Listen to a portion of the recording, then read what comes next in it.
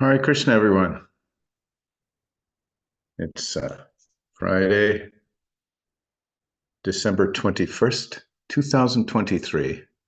We're continuing our study of Srimad Bhagavatam, third canto, chapter 26.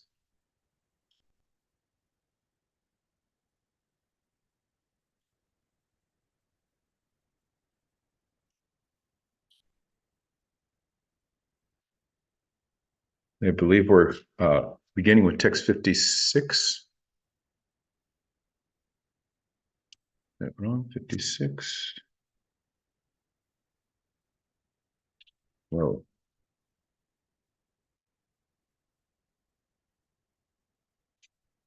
Yeah, I think we're on text 56.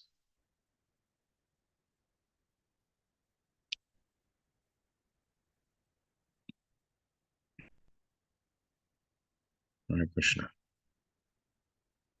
Suchara Dev. Thank you, Maharaj. Suchara Dev Prabhu, would you like to do the opening kirtan?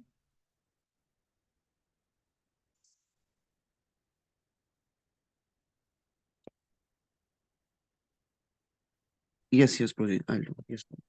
Thank you.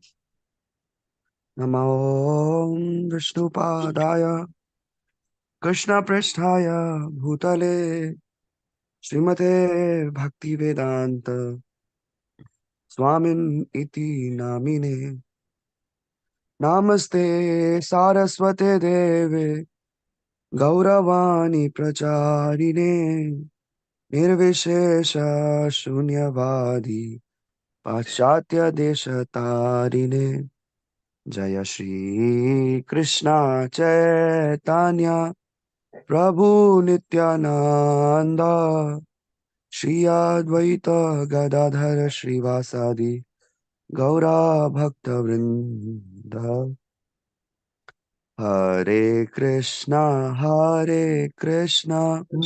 Krishna Krishna Hare Hare Hare Rama Hare Hare Rama Rama.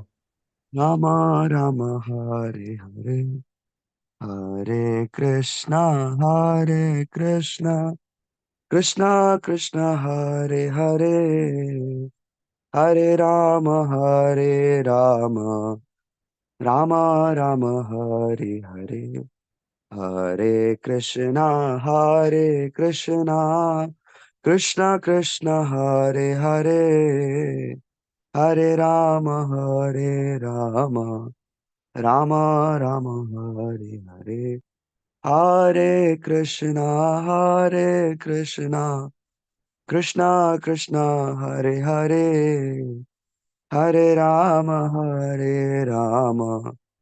Rama Rama Hare Hare Hare Krishna Krishna Krishna Hare Hare Hare Rama Rama Rama Hare Hare Hare Krishna Krishna Krishna Hare Hare Hare Rama Rama Rama Hare Hare Hare Krishna Krishna Krishna Hare Hare Hare Rama Rama Rama Hare Hare Hare Krishna Krishna Hare Hare Hare Rama Rama Rama Hare Hare Hare Krishna Krishna Krishna Hare Hare Hare Rama Rama Rama Hare Hare Jai Om Vishnupada Paramhamsa Parivrajakacarya Ashtotara Shata Shri Srimad A.C. Bhaktivedanta Swami Prabhupada Ki Jai Jai Om Vishnupada Paramhamsa Parivrajakacarya Ashtotara Shata Shri Srimad His Divine Grace Shila Bhakti Siddhanta Saraswati Goswami Maharaj Prabhupada Ki Jai Namacharya Shila Haridas Thakur Ki Jai प्रेम से कहिए श्री कृष्ण चैतन्य प्रभु नित्यानंद श्री अद्वैत गदाधर श्रीवासादि श्री गौर भक्तवृंद की जय Shri Shri Radha Krishna Gop Gopinath Shyam कुंड राधा कुंड गिरि गोवर्धन की जय मथुरा वृंदावन धाम की जय नवद्वीप मायापुर धाम की जय श्री क्षेत्र जगन्नाथपुरी धाम की जय गंगा माई यमुना माई की जय भक्ति देवी की जय तुलसी महारानी की जय गीता जयंती महामहोत्सव की जय समवेत गौर भक्त वृंद की जय all glories to the assembled devotees Hare Krishna all glories to the assembled devotees Hare Krishna all glories to the assembled devotees. Hare Krishna. All glories to Sri Guru and Sri Ganga. All glories to Srila Prabhupada. Srila Prabhupada ki jai.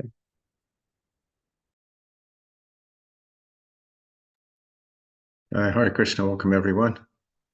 We're continuing in Srimad Bhagavatam, chapter 26, canto 3, at text 56.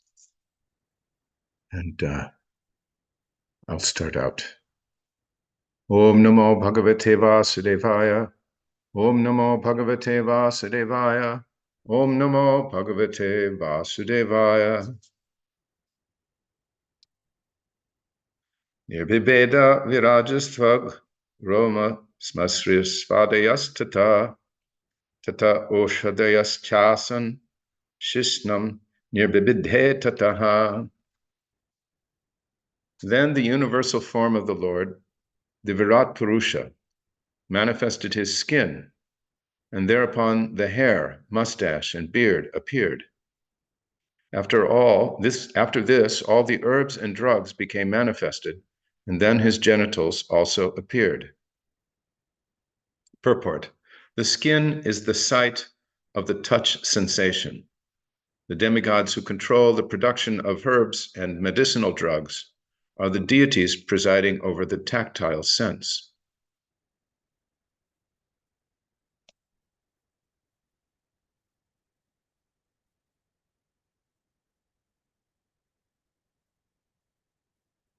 Om Jnana-timirandasya Gyananjana Salakaya Chakshurum Militam Yena Tasmai Shri Gurave.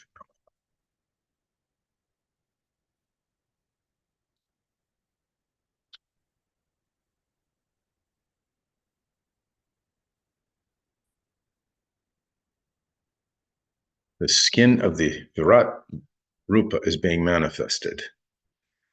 The hair, mustache, and beard following. And then herbs and drugs are manifested, and his genitals appear. So again, this massive form of Virat Purusha is for seeing the Lord through manifestations of material nature is continuing its development. I'll read the next verse. Itas tasmad apa asan nirabidyatavai gudam gudadapanupanachcha mrityuloka bhayankaraha. After this, semen, the faculty of procreation, and the god who presides over the waters appeared. Next appeared an anus, and then the organs of defecation, and thereupon the god of death, who is feared throughout the universe. Purport: it is understood herewith that the faculty to discharge semen is the cause of death. Therefore, yogis and transcendentalists who want to live for greater spans of life voluntarily restrain themselves from discharging semen. The more one can restrain the discharge of semen, the more one can be aloof from the problem of death. There are many yogis living up to 300 or 700 years by this process. And in the Bhagavatam, it is clearly stated that discharging semen is the cause of horrible death. The more one is addicted to sexual enjoyment, the more susceptible he is to a quick death.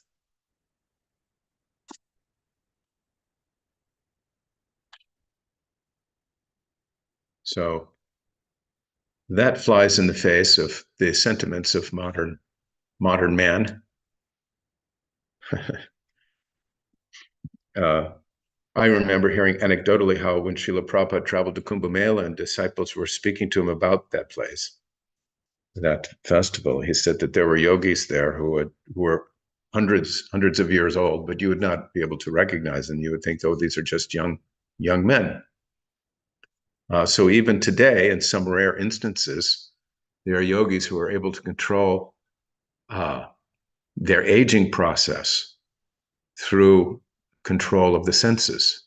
And in particular, Prabhupada mentions here the control of one's sexual organs, specifically the discharge of semen. Of course, in our illustrious line from Lord Brahma come the four sons of Brahma, the four Kumaras. And the Kumaras appear to be like children, but they are complete and absolutely restrained celibates. And therefore, they have this extraordinary maintenance of youth through the very fact that they have this ultimate and complete control over their senses by dint of transcendental yoga practice. So, of course, on the other hand, it is said that why would one want the length of life of say, a redwood tree, thousands of years, and yet not be able to achieve anything in terms of Krishna consciousness? But here we see that these yogis, they're engaged in these types of sensual controls, sense controls, and deep meditations for a higher purpose, to understand the absolute truth. And as a result, or even you might say as a side effect of such a serious and committed endeavor, these types of things become possible. Very long life, freedom from disease, and some, relative freedom from disease, and the vicissitudes of old age. So this is mentioned in connection here with a further manifestation of the universal form, the Virat Rupa. Any questions or comments on this actually pretty important verse?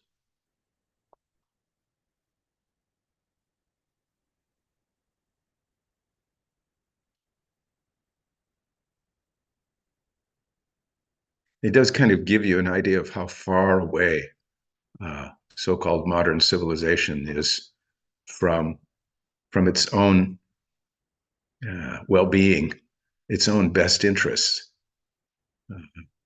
The current of modern thinking is that you have to indulge your senses fully. It's actually very healthy to do so.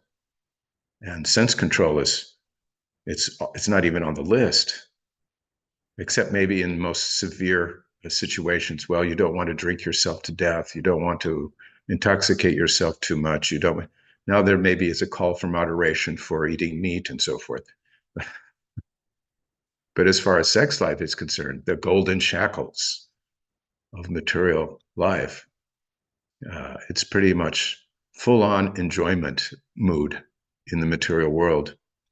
So devotees who are serious in Krishna consciousness, they recognize that mood is there in the greater society, and they're very careful about associating with persons who have that kind of mentality, because subtly, but actually in a very real way, the association of worldly persons addicted to sex life, persons addicted to enjoying their senses to whatever they think is the fullest extent, is a cause for downfall for the transcendentalist.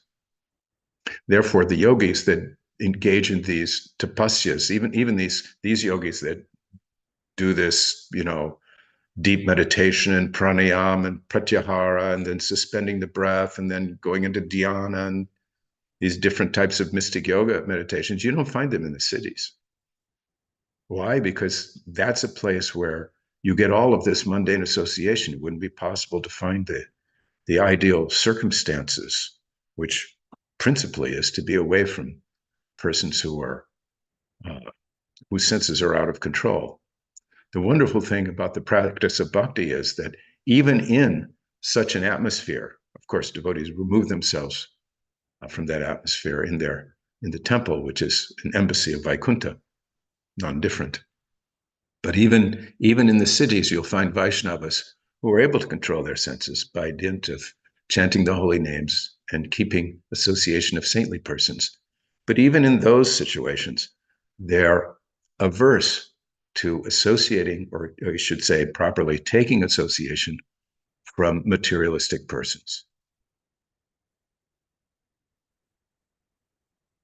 Maharaj says, regarding the previous verse,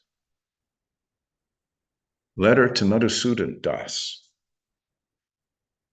I think Maharaj is going to quote a letter here.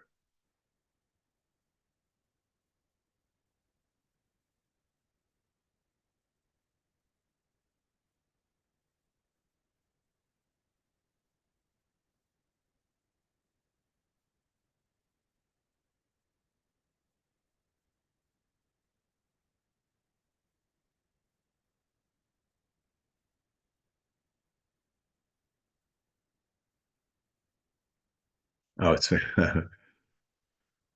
is it a particularly long one? Sometimes that happens if it's a long passage. At least I have that experience. I try to cut and paste from something that's a little bit long for some sort of buffer at Zoom, and they don't let me do it. Or the software stops, blocks it or something. And I should also add that these injunctions are actually beneficial for Vaishnavis, or the female devotees in Krishna consciousness too, in the sense that by bringing the senses under control, one can, and engaging them, our process of bringing them under control is engaging them fully in the service of Krishna. So by doing so, man or woman, one can make heaps of spiritual advancement. That's our process in this age. We control the tongue by chanting Hare Krishna, accepting only Krishna prasadam. We control the actions of our arms, legs, and other senses by engaging in deity worship and preaching, spreading Krishna consciousness to the fallen conditioned souls, and caring for others' spiritual welfare. So forth. Oh, here. Maharaj got it. This is a letter to Madhusudan from Srila Prabhupada. Regarding your question, it is welcome. It is not outrageous. Any honest question is welcome. The spiritual master is meant for answering any honest question. Krishna has genitals, certainly. It is said that he has eternal blissful body full of knowledge. So when he has got a body, he must have all the parts of a body. But we should not consider that his parts of the body are the same as ours. In the Brahma Samhita, it is said that his parts of the body, or limbs, each of them has got potency of the others. For example, with our eyes, we can see only, but we cannot eat.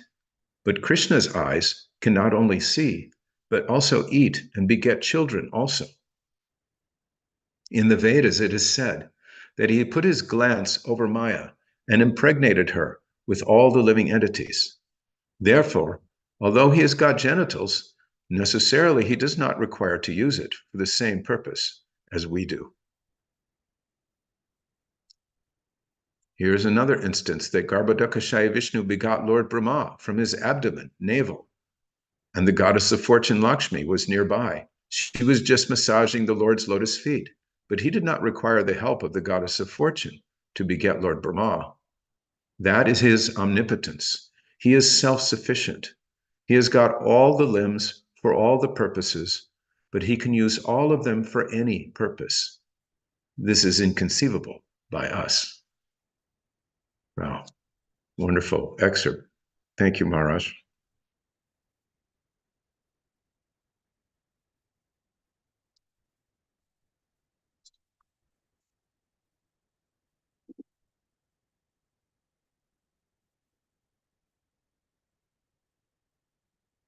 Yeah, our situation is limited. Imagine the chaos if it wasn't. We are conditioned souls, and that conditioning means restrictions, means limitations. By definition, conditioned by the triguna, the three modes of nature, conditioned by the limitations of whichever material form, due to the combination of the three modes, we've been essentially required to accept. Forced to accept. We can say forced because in our ignorance, we perform so many activities that have resulted in us acquiring this body. By the process of Krishna consciousness, one transcends ignorance and passion. It transcends ultimately the mode of goodness and comes to the platform of Shuddha Sattva, transcendental goodness, thereby gaining freedom from these lower modes of nature, these material modes of nature, and their inevitable results. But we're not Krishna. Krishna never comes under the control of the modes of nature. And this is one such evidence that Krishna's senses, each of the senses of Krishna, can perform the activities of the other senses. This is omnipotence. Anyone have any comment or question?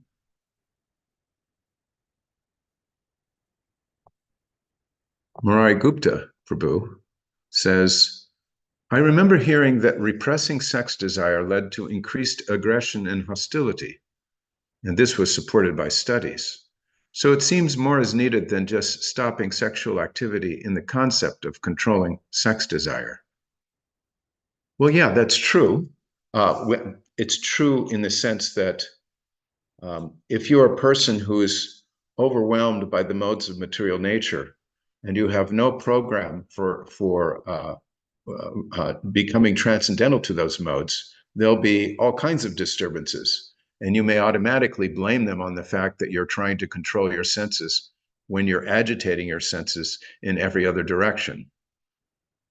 A person whose diet is full of rajas and tamas, or passion and ignorance, and yet who's straining to control his sex desire, is going to be faced with all kinds of difficulties. What to speak of even a vegetarian, if that food that he's consuming is just materially contaminated, it's not been offered to Krishna, it's not become Krishna prasadam, it's not become purified, then there's going to be disturbance. So in that sense, I agree with you. But there are other causes at play that studies, I'm assuming by material science and by modern medicine, other causes that they don't even take into consideration. We have many, many successful personalities in Krishna consciousness who, by dint of following the four regulative principles, accepting only Krishna prasadam, and keeping tight association with saintly persons, have become very successful in controlling their senses. They don't become aggressive or hostile, angry, or feeling repressed. Murari Gupta. Maharaj says to Murari Gupta, this is of course rubbish. Yeah.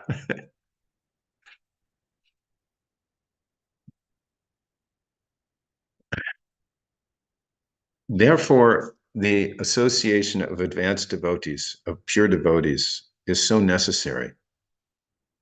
Because if a person, just like we were discussing yesterday, Maharaj mentioned how Srila Prabhupada said that you have to at least accept in theory, or you have to have some acceptance that Krishna is the supreme authority speaking through the instructions of Bhagavad Gita. Otherwise, you'll miss the point.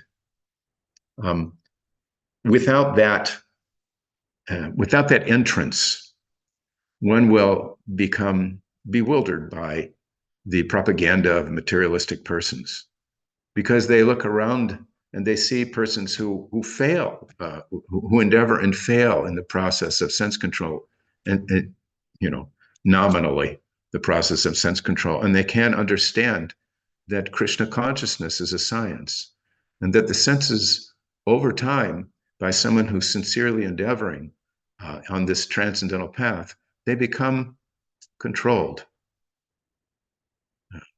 the mind becomes controlled, and the senses, the rest of the material senses, they can come under control. But there's a process involved, and it's not supposed to be taken halfway.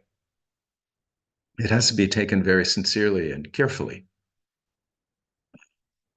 And any material endeavor to control the senses without Krishna consciousness is ultimately going to fail. Even we read about impersonalists rising to the Brahman realized platform, eventually coming back down from that Brahman platform because of a desire for activity, because they haven't been, their senses haven't been fully purified. The desire for enjoyment is still there, material enjoyment.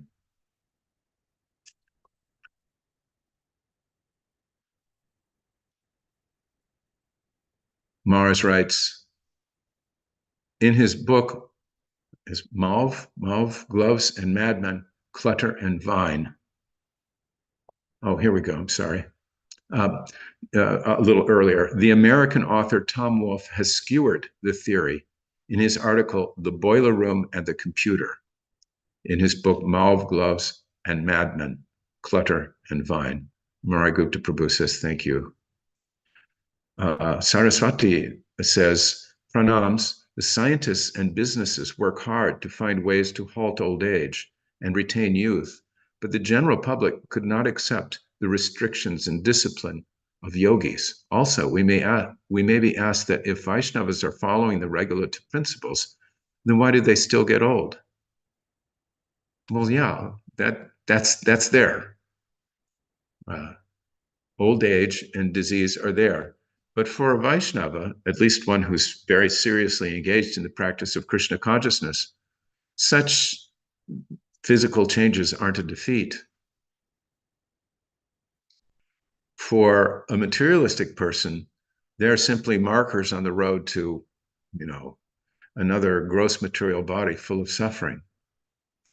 But a devotee's mood towards these things is entirely different. He sees it different. He sees old age as Krishna saying, this is your time, take it seriously. He sees disease as Krishna's mercy to make him more attached to understanding and serving the Supreme Personality of Godhead and his devotee. So there's a complete difference of consciousness. But yeah, materialists will look and say, oh, you're getting old too. Your body's becoming weakened too. And that's the fact in this material world. But should we take the path of a mystic yogi and prolong our youth for unlimited numbers of years? Well, not unlimited, 100 years, few hundred, 300, 400 years, just to prove that there's some material benefit? Or should we rather use the time at hand to become Krishna conscious, to awaken our love for Krishna? That's the real issue for a Vaishnava. What am I going to do with this life to serve Krishna, to become free from material desires, which have distracted me for so many births?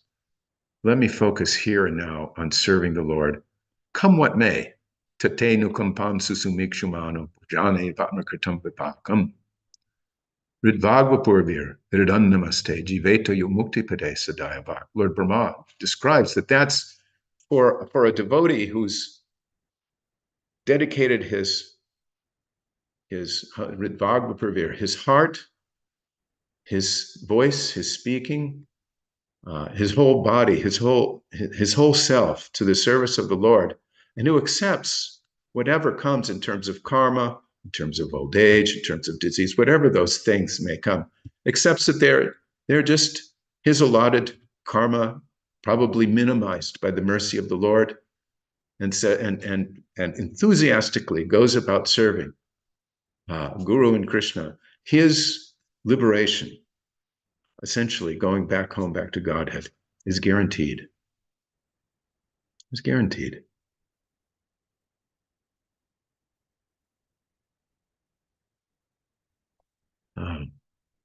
Well, thank you, Mother Saraswati. There's a new message. Maury Gupta Prabhu says, is it the karma for a yogi to live for hundreds of years? Are they able to tweak what their karma was at birth?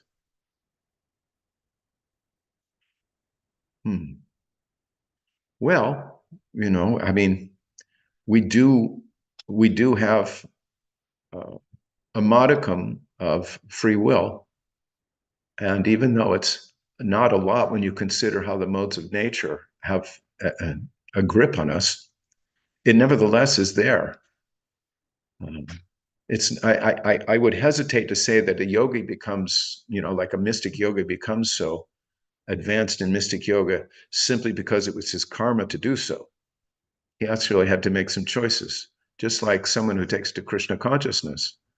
We say that, oh, well, he's had some contact with devotees or devotional service in the past, but it's also a question of desire and choice. When I get up in the morning, do I choose to go to the temple or not? When I sit down to chant my japa, do I choose to chant only 4 rounds or 16? That choice is always there. It's not that it doesn't exist, and that everything about our existence is predestined. So, not meaning to compare in a one-to-one relationship mystic yogis and Hare Krishna transcendentalists, but in any case, there's some choice involved. There's some decision making that the living entity does for his greater benefit or for his demise or his own destruction or in between. Is that all right? What would you say to Mari Gupta's question, Maharaj? Is it the karma for a yogi to live for hundreds of years? Are they able to tweak what their karma was at birth?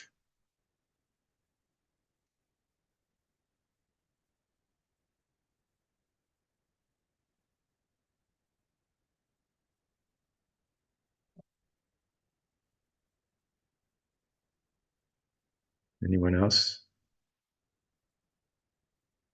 Oh. Mara says, to the extent that a yogi is in touch with the Absolute may intervene in their karma.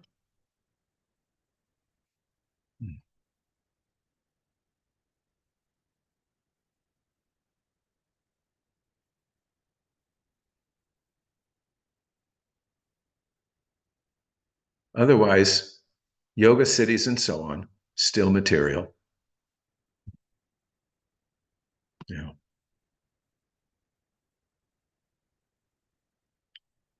Okay, I read 2 verses. Shall we go to the next verse, which is text 58? Can we have someone read? Saraswati, you haven't read a verse for a long time in this Sangha. Would you like to read the next verse, text 58?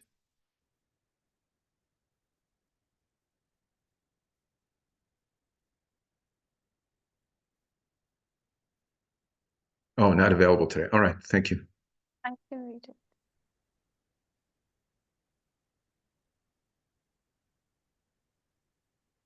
Did someone say something? Yes, I can read it. Okay, go ahead, Priyanka. Thank you. Hastau cha nirbhetetam balam tabhyam tata swaran padau cha nirbhetetam gatistabhyam tato hari. Thereafter, the 2 hands of the universal form of the Lord became manifested, and with them the power of grasping and dropping things. And after that, Lord Indra appeared. Next, the legs became manifested, and with them the process of movement. And after that, Lord Vishnu appeared. Purport: the deity presiding over the hands is Indra, and the presiding deity of movement is the Supreme Personality of Godhead, Vishnu. Vishnu appeared on the appearance of the legs of the Virat Purusha. Would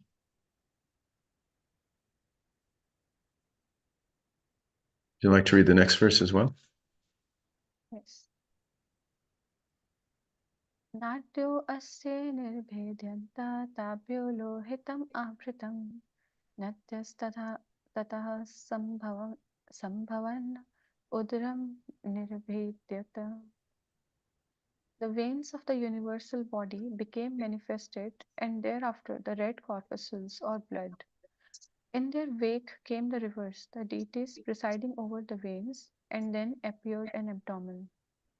Purport: blood veins are compared to rivers. When the veins were manifested in the universal form, the rivers in the various planets were also manifested. The controlling deity of the rivers is also the controlling deity of the nervous system. In Ayurvedic treatment, those who are suffering from the disease of nervous instability are recommended to take a bath by dipping into a flowing river. Hmm.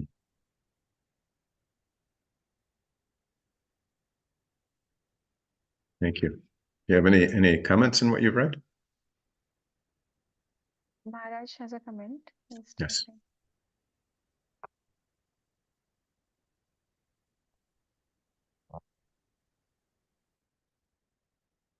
Or it says regarding previous verse.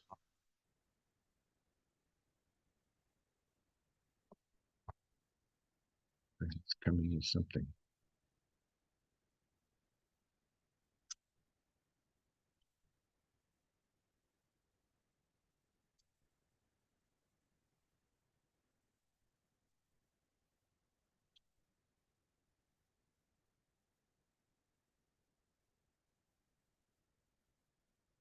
Vishwanath Chakravarti Thakur says, Maharaj is writing, that the Vishnu who is associated with the legs is not the Supreme Personality of Godhead, but a Devata empowered by the Lord. And then Maharaj mentions in parentheses, different angle of vision.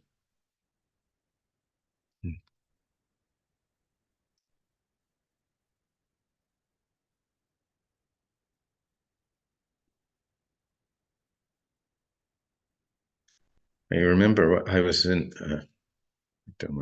anyway, personally speaking, I was in India some years back, 3 years ago, and I was having a disturbance in my vata. I was having a vata disorder. It was diagnosed by an Ayurvedic doctor, and one of the things he recommended was taking a daily bath in the Ganges. So I did that and helped. Fortunately, I was traveling to Mayapur, so I got a chance to do that. It was during a cold part of the season, but it was very helpful and refreshing.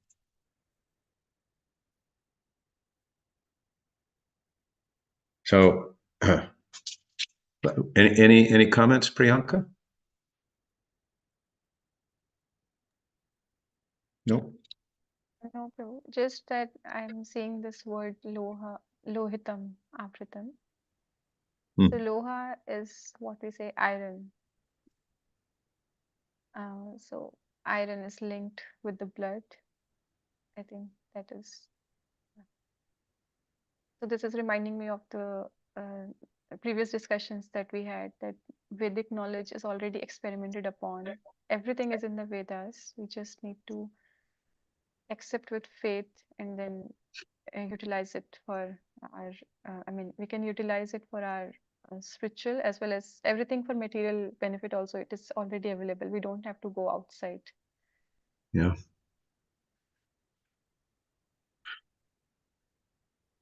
It's not always easy to know who's, like, for example, a good Ayurvedic doctor, or who's not, or who's well versed in this, aspect of Vedic knowledge or that. But we do know one thing for sure. In this Gaudiya Vaishnava Sampradaya, and in this line through Bhaktivinoda Thakur, Bhaktisiddhanta Saraswati Thakur, Srila Prabhupada, and on back, we do have sound authority. Just like with Ayurvedic doctors, you can go to India and you can find one Ayurvedic. They'll hang their shingle, but you can't really be sure unless you have like good references from other people and so forth. It's not like there's always, and unless you can check their references or something, or their background in terms of training. So like that, that knowledge, all that knowledge is there in the Vedic literatures, but who's presenting? That's also very important. Fortunately, we have the best spiritual doctors possible. Yes. Yes. Srila Prabhupada says to Priyanka, your conclusion is right, but Lohita is derived differently. The Monier Williams Dictionary says that Lohita has its roots in reddish. Thank you, Maharaj. Thank you for correcting. Not iron. Although I was saying, iron particles in water will make it seem reddish, but here Maharaj is saying it means reddish, just like blood. okay. Corpuscles reddish, blood is reddish. Right. Thank you, Maharaj.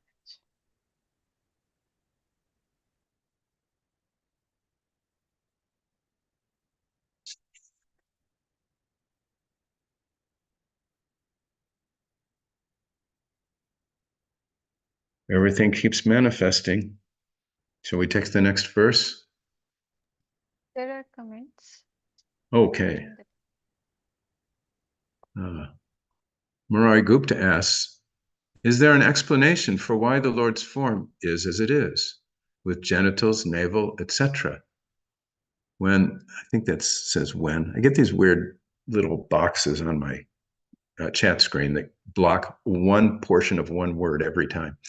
When these are not necessary in the way they are for us, is there an explanation for why the Lord's form is as it is, with genitals, navel, etc., when these are not necessarily in the way they are for us? Well, I think you have to kind of take it from a different perspective. At least I would suggest that the Lord's form is what it is, and our forms are patterned after that of the Lord, with these, peculiar, the particular material limitations and gross defects that are part and parcel of being in the material world. When we say that the material world is a perverted reflection of the spiritual world, you could also kind of say the same thing about this material body. It's a very perverted reflection of the body in the spiritual world. Krishna's original form has 2 hands, 2 legs, head, shoulders, chest. Everything is there in perfection. And his senses are interchangeable. And Brahman effulgence is his emanation. And he's manifested all of these different avatars. And at the same time, he's himself. We have none of those potencies and none of those powers, or if whatever we have is in this very, very minute portion. But, as the Bible says, man is made in the image and likeness of God in that sense. Is that all right?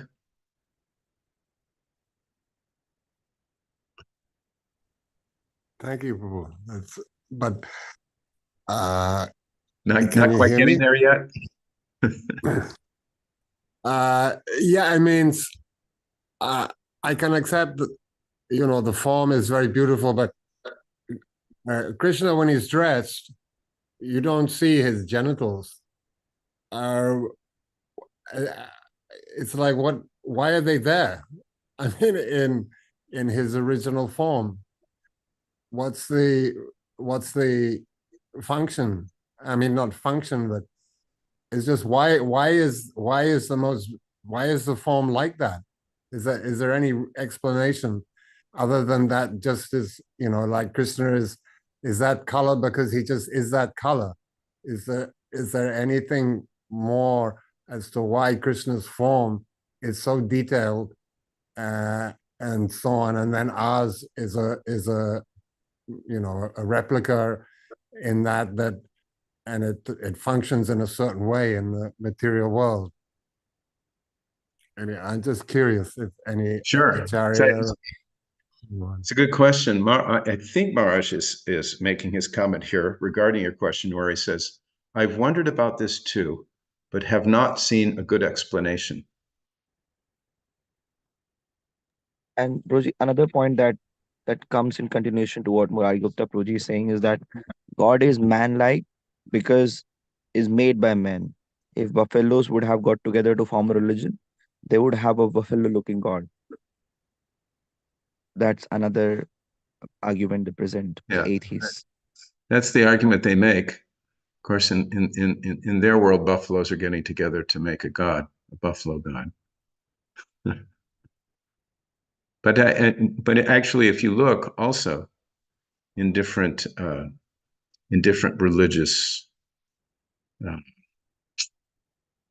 manifestations of religion or belief in the supreme, it can also be taken that when some are worshiping a tree, or they're worshiping a mountain, or they're worshiping the sky, like that. But if you consider especially if you just consider the description in the Brahma Samhita, we call it a human form, but you'd almost have to say human-like because it's such an extraordinarily omnipotent and omniscient form, Krishna's form. And I think ultimately you have to say, this is the form that Krishna chooses. He also appears as a tortoise, a boar, a fish incarnation, half man, half lion. He makes all these other appearances. And I suppose they would be completely bewildering for a materialist. Of course, they're going to do this thing that the Ravanas and Hiranyakashipus do. They try to measure the Lord in this way. They try to quantify the Lord. Oh, he's got this material form. Here he's appeared with 2 hands, 2 legs, a head, arms. He must be limited because that's how he's made his appearance. I'll kill him. Or he's appeared as half man, half lion. No, he's limited. Half man, half lion. What can he do? I'll kill him. So, at least for the Lord's incarnations in this world, that seems to be a common theme among the demons, to take the Lord at his appearance as being just a manifestation of the modes, the 3 modes. It's what the impersonalists do. Krishna is just an incarnation of the mode of goodness.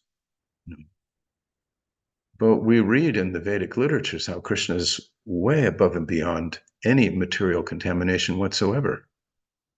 His body is completely spiritual.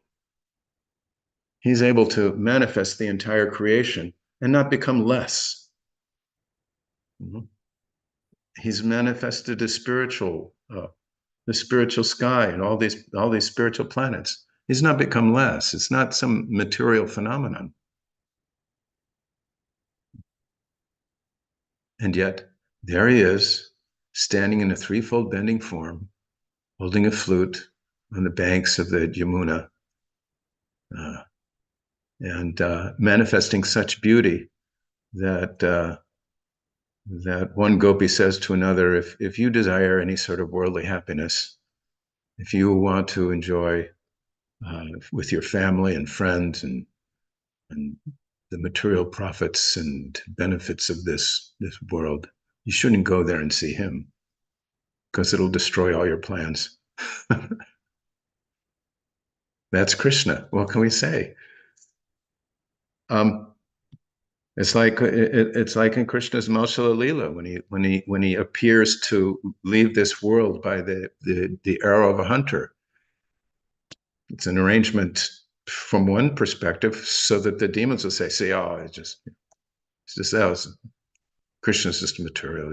It just accepted that body, had to leave it, just like everybody else. But no, that's not the understanding at all.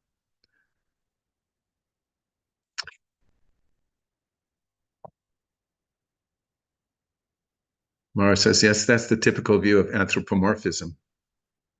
Sucharodev says, and we also have Varahadev. Yeah. What did Hiranyaksha do when he saw Varaha? He said, oh, someone I can fight. Someone I will defeat. Saraswati says, one woman said to me that God is female, not male. Not sure if it's some feminist move. Well, God does have his feminine aspect, his expansion, pleasure potency, Radha. And of course, he has other feminine incarnations like Mohini Murti and so forth. So that aspect isn't missing in the absolute truth.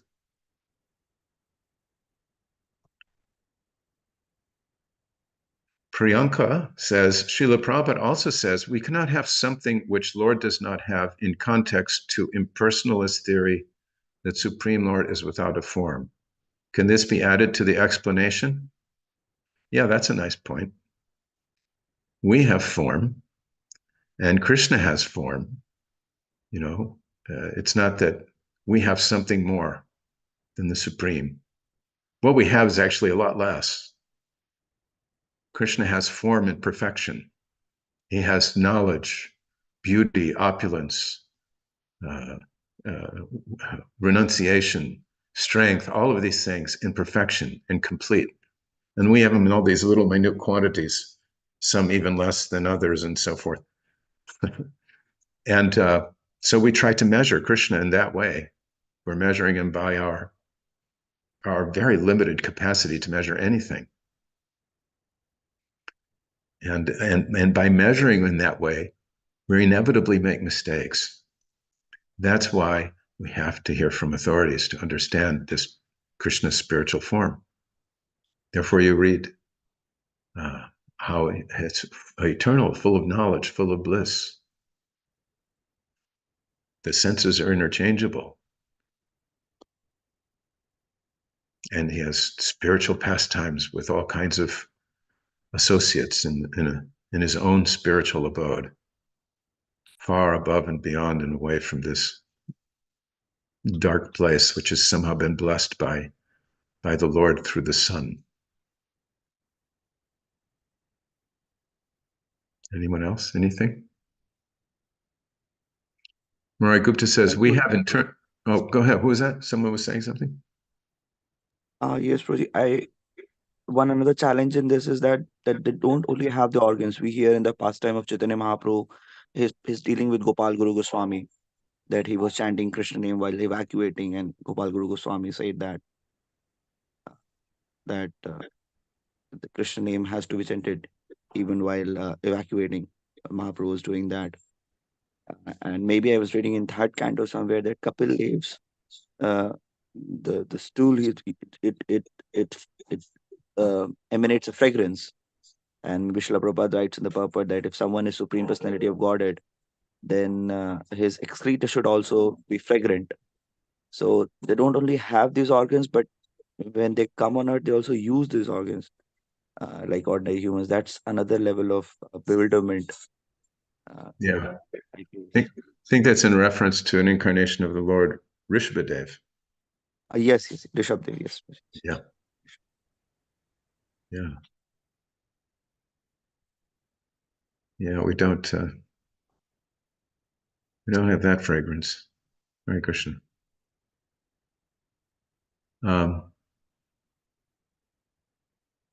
Murari Gupta says, we have internal organs also, liver, spleen, kidney, and so on, but I don't think Krishna has them.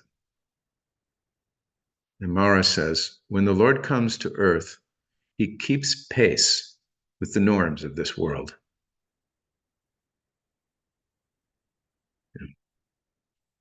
And if someone goes on to say the same with Ram and Krishna avatars also, it becomes a little difficult to think upon. Could you say that again? What's that? And if someone continues this argument that these activities are performed in Ram and Krishna avatars, also it becomes very difficult to think upon and answer. Yeah, that the pastimes of the Lord are bewildering, but Prabhupada would always point to the extraordinary qualities of those pastimes. And again, Krishna's lifting Govardhan Hill. He's a little boy. And with the pinky, what was his left hand? He's picking up Govardhan Hill. So, or he's manifesting his universal form. So if he's just mundane like us, how is that happening? How is he able to do that? He killed the Putana demon. He so many extraordinary feats and activities just in the process of playing as a child. What to speak of when he goes to Dwarka and he's dealing with all of these antagonists and enemies of his beloved Pandavas, all of these extraordinary activities, and that people, it's just something amazing, but not anything special. Maharaj says, when the Lord comes to earth, he keeps pace with the norms of this world. In 10th canto, we find that when Krishna as a child wants to create more mischief, he passes urine in the house.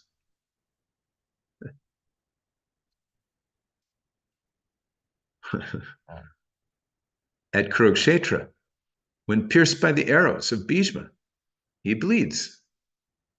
Yeah, he apparently bleeds.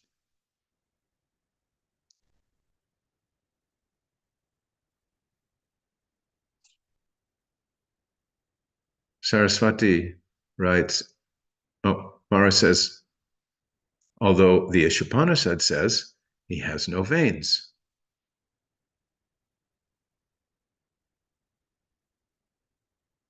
So Krishna's pastimes, amazing. In reciprocation with his devotee Bhishma, he apparently bleeds from the wounds of Bhishma's arrows.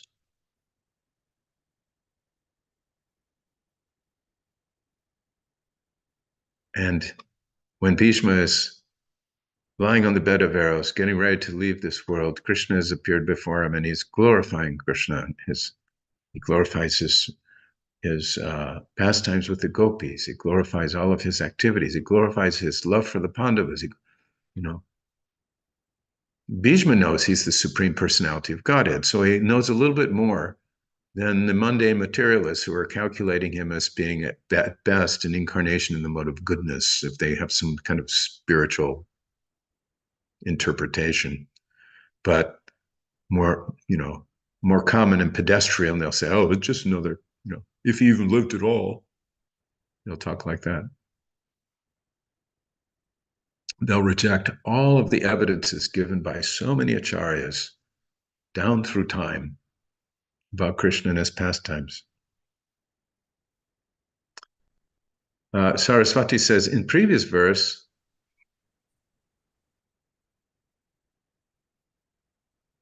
it said that the Lord of Death appeared after the organ of defecation. And I heard if life air at death leaves the body via this organ, then soul goes to Yamaraj in hell. Is this true?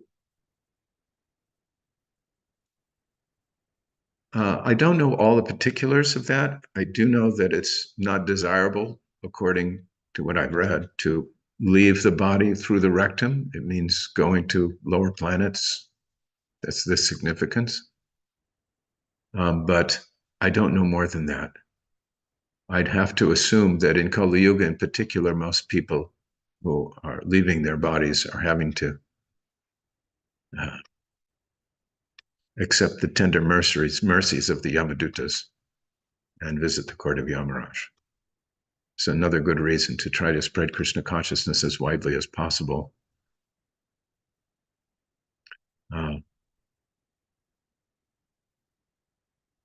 And Maharaj says to Saraswati, as I recall reading, yes. So there's confirmation from Maharaj, the soul is going to Yamaraj. He leaves through that gate of the body. The yogis, they'll leave through the Brahmarandra. And I've heard it said that devotees leave through the mouth, They're chanting the holy names. They leave that way. In Chaitanya Lila, Nitai also manifested blood when the incident with the Jagai and Madai. That's And, another nice, Maragupta. Yeah, that's right.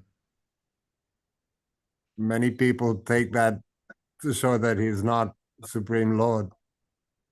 But if Mahavishnu can manifest universes from his body, what's the problem with manifesting a little blood?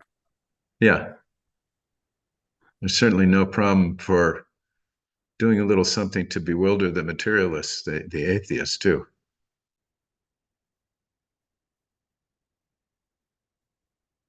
It's interesting that it's not the material world. It's so amazing that it's so arranged that if you want to stay in ignorance, you can find a reason to do so. You know, if you want to look at, for example, the Vedic literatures or the descriptions of Krishna even, and see them as mundane affairs, you can do that. That's your choice. Krishna, it's at every turn, Krishna seems to leave the option open for the jiva. Maharaj has his hand up.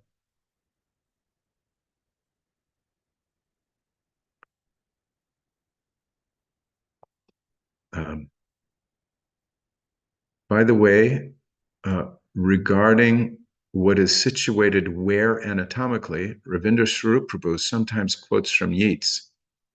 And the quote is, "Love has pitched his mansion in the place of excrement." I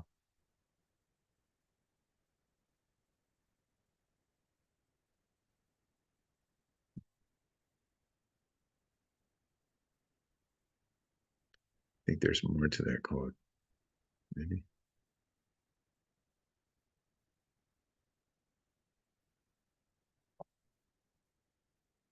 A woman can be proud and stiff when on love intent, but love has pitched his mansion in the place of excrement.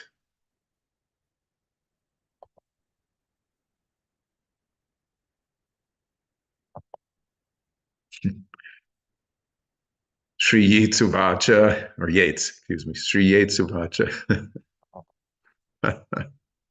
So how to understand that quote? Love in the material world pitched his mansion in the place of excrement.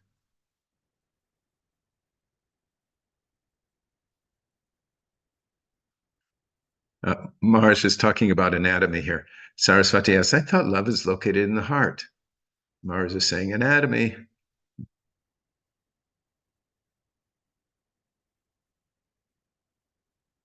The genitals and the rectum are nearby.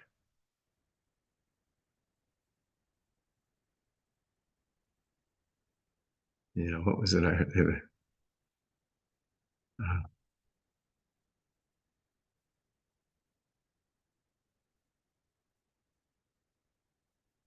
Yeah.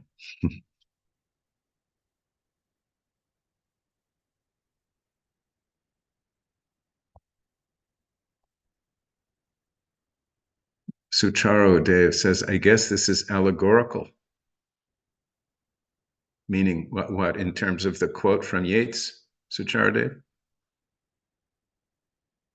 Saying that love and material world revolves around the genital. Yeah, well, that's not even allegorical. It's based mostly on fact. It of course is not fair to say 100% that love in this material world is just based on revolves around the genital in one sense. I mean, you could cite a mother's love for her child or so many different, but it's material. It's material love. It's bound to these bodies. It's temporary. We love one person in this life saying, I'll love you forever. Then we go on to our next body. That whole relationship is forgotten. And who knows, if we end up in Indra's predicament, at least in one of his lives, we may have to take birth as a pig and then think our pig children and pig wife is that's the best thing that ever happened. And then we take another body. I heard it described that it's like monkeys the soul traveling from one body to another and engaging in these material love affairs. It's like the monkey going from one branch of a tree to another to have relationships with other monkeys. If you've ever been to Vrindavan or anywhere where there are monkeys, not too much to speak of Vrindavan, anywhere there are monkeys, you see that the monkeys are they're very busy. They're very active in this regard. And they go from one partner to another partner to another. So in one sense, staying in the material world is unchaste. If we go through material life, just trying to enjoy in this way, even we may be very, very monogamous in this life. I'm very careful. I've never cheated on my wife. But then you go to your next birth and there's another whole affair going on. And then you go to your next birth. So the soul is bouncing around in this way in such an unchaste manner. And we're trying to get out of this predicament of of trying to enjoy everything except be engaged in the service of the Lord. It's a condition that Srila Bhaktisiddhanta Saraswati Thakur compared to being in an outhouse. You do your business and get out. I hope to fully embrace and understand that sense of urgency instead of trying to linger here in this material world. Oh, we're way past time. I'm sorry. I wasn't even watching. Are there any closing comments or questions?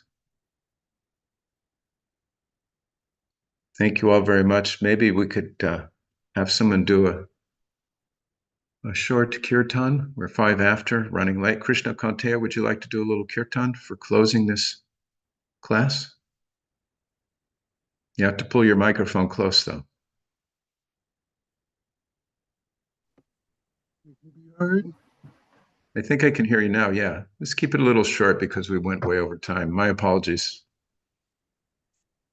Krishna, Hare Krishna, Krishna Krishna, Hare Hare, Hare Rama, Hare Rama, Rama Rama, Hare Hare, Hare Krishna, Hare Krishna, Krishna Krishna, Hare Hare, Hare Rama, Hare Rama, Rama Rama, Hare Hare, Hare Krishna, Hare Krishna, Krishna Krishna, Hare Hare, Hare Rama, Hare Rama, Rama Rama, Hare Hare.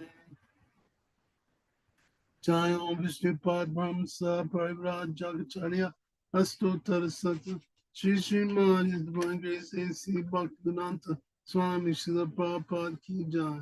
Jai Om Vishnu Pad Brahma Sa Parivraj Jagacharya Astottara Sata Shri Srimad His Divine Grace Bhakti Saraswati Goswami Bhakti Siddhanta Saraswati Ki Jai.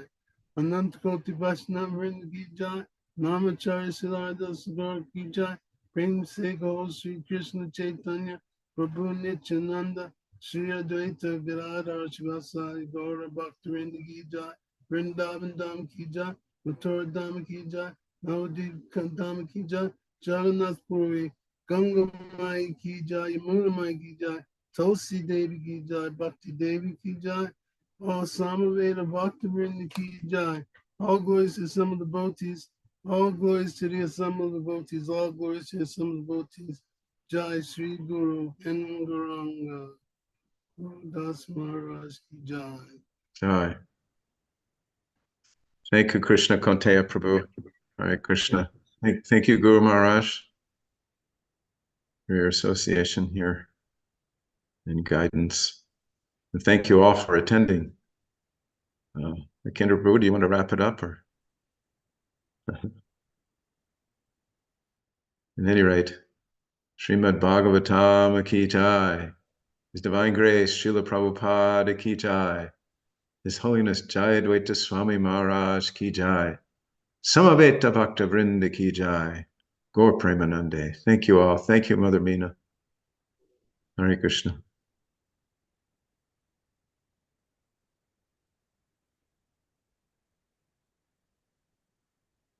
So, see you again on Monday.